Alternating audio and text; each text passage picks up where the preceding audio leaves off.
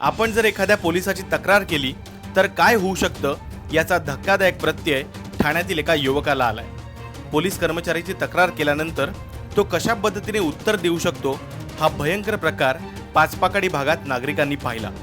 Mumbai police दलात काम करणाऱ्या एका पोलिसाने आपल्याकडे असलेले वाहन चक्क तक्रार करणाऱ्या युवकावर घातले।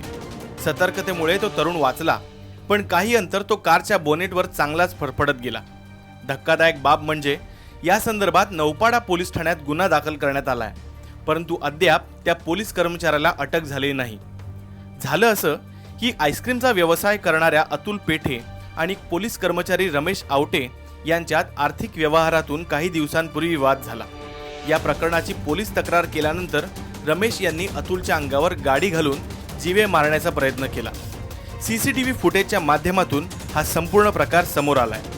हा धक्कादायक प्रकार भर रस्त्यात घडूनही पोलीस कर्मचारी रमेश आवटे यांना अद्याप अटक झाली नाही।